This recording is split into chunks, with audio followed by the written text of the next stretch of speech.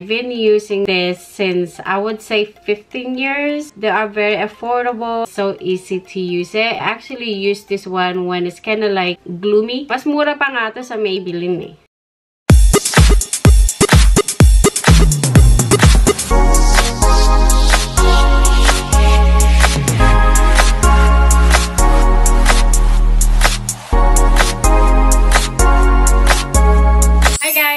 Welcome back to my channel, guys. Well, I should say welcome to me, right? Because it's been a long time since I did a video, especially like reviewing lipsticks. I just been working so much and I kind of not really forgot, you know, when you're done working, you're just tired, like you don't want to do anything. On a weekend, I do something out, but most weekend, I actually work. So now this video, guys, I wanted to show you guys this lipsticks that I've been using this since I would say 15 years ago, because they are very affordable and I love this lipstick is because I feel like you can use this or you can wear this daily for going out. But this lipstick, guys, mostly is very natural, perfect for fall. Some people love bold lipstick, it looks good of them, but for me, I love natural color, very light pink or very light red, but I don't look good on red, so that's why I stick with this color. Anyway, I wanted to show you guys my favorite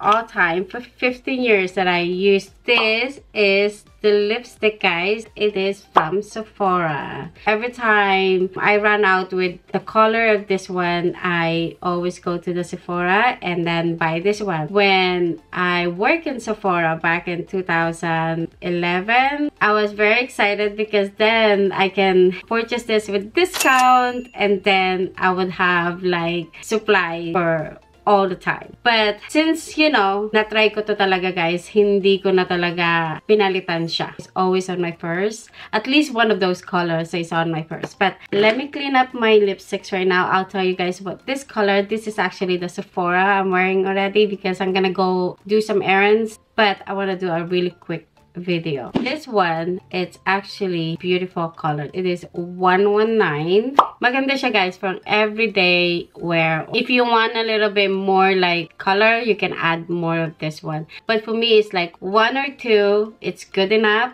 but it depends on how you guys like it. Next color, guys, is gonna be the color 81. This one have like more like a pink color, so some people love pink color. I love pink color, but it's not like a bright pink color. So this one is more like in between the 119. I think this one is still new because I went to the Sephora store and I bought this one. So this one has a little color on my lips. One thing I really like about Sephora is just it's so easy to use it and it's very light and it just dry. This one is like matte color. Third color, guys, is gonna be the number 90. So pretty close color for the other one was the 81, and this one is actually new. If I go out like dinner or like birthday party or just a girls' day, I use this one because it gives me a little bit color. The fourth one, guys, it's gonna be the 71. This one, it's more like brown mix of 90 color.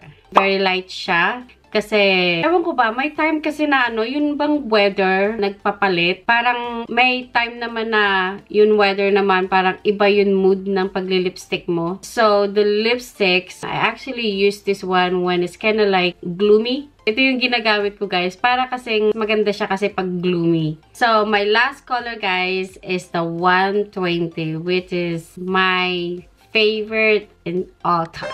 Ito, guys, kasi favorite na favorite ko tong kulay na to kasi talagang napaka-natural niya.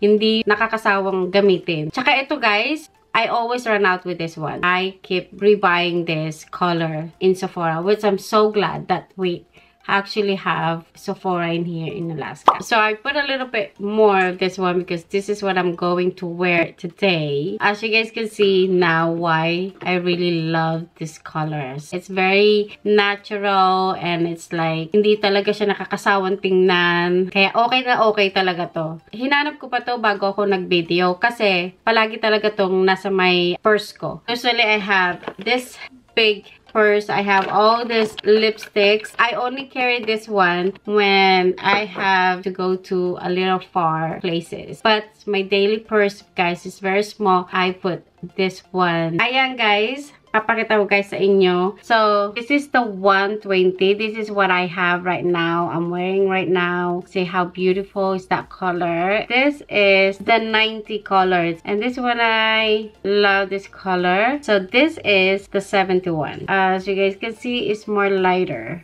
So most of the times I wear this. If I run out with this color, then I go to the 71. This is the 81, guys. So this one is the brightest color I have. That is the 81.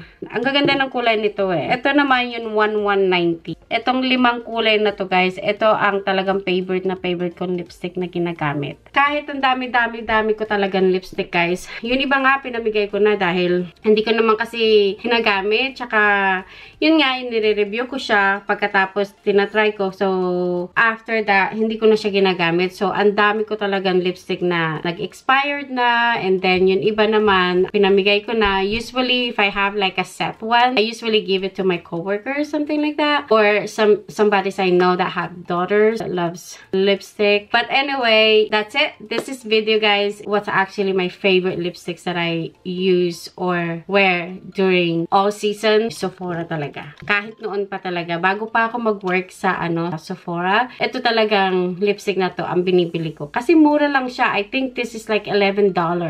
Before it was like $9 or $9.99. So it's $10.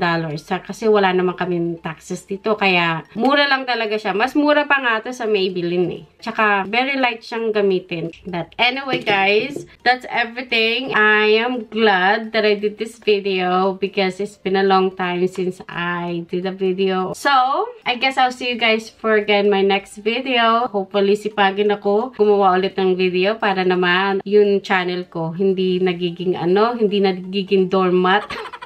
So, but anyway, guys, I will see you guys again later, and thank you for supporting me and for subscribing still in my channel and also for watching my video. But I'll see you guys again for the next video. Bye!